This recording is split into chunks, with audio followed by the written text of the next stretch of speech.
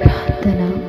పరిశుద్ధుడు పరిశుద్ధుడు పరిశుద్ధుడు అయిన తండ్రి, స్తుతి వందనములు స్తోత్రములు.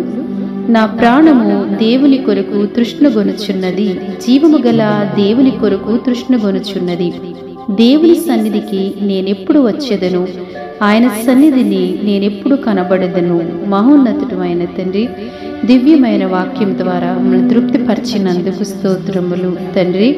ఆశగల మా ప్రాణములను తృప్తిపరిచే దేవుడివై ఉన్నావు తండ్రి. దేవా, మీకు వందనాలు తండ్రి. మా ప్రాణం మీ కొరకు తృష్ణగొంటుంది ప్రభువా. తృష్ణగొంటున్న మా ప్రాణములను నీ వాక్యము ద్వారా సేద తీర్చుచు మమ్మల్ని కటాక్షించి కనికరించుచున్నందుకు మీకు వందనాలు తండ్రి. నిత్యము స్తుతులపై ఆసీనుడివై ప్రభువా, నీ ప్రియబిడల ద్వారా భక్తుల ద్వారా నిత్యము ఘనపరచబడుతున్న దేవుడివి తండ్రి. ఈ దినమున నీ సన్నిధి కొరకు ఎంతమంది తృష్ణగొంటున్నారో, ఎంతమంది ప్రభువా హృదయపూర్వకంగా సిద్ధపడ్డారో మీకు తెలిసిన ఆయన. ఆ బిడ్డల హృదయాల్ని సంతృప్తిపరచండి.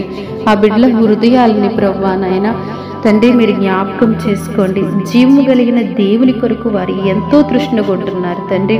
వారి యొక్క జీవితాల్ని, వారి యొక్క పరిస్థితుల్ని సమస్తము తెలిసిన దేవుడు కదా. వారిని కనికరించండి. వారి ఎడల మీ మహాకనికరం ఉంచండి తండ్రి. వారు అంతగా ప్రభువా మీ సన్నిధి కోసం తండ్రి మీ యొక్క దేవాలయం కొరకు ఎంత ఆశపడుతున్నారో వారిని మీరు దర్శించి వారిని తృప్తిపరిచి నీ వాక్యం ద్వారా సంతృప్తిపరిచి వారికి ఉన్న ప్రతి సమస్య, ఇబ్బంది, ఇరుకు ఏదైనప్పటికీ కూడా వారికి విశాలతను, సంతోషాన్ని దయచేయమని యేసు నామములో ప్రార్థిస్తున్నాం తండ్రి.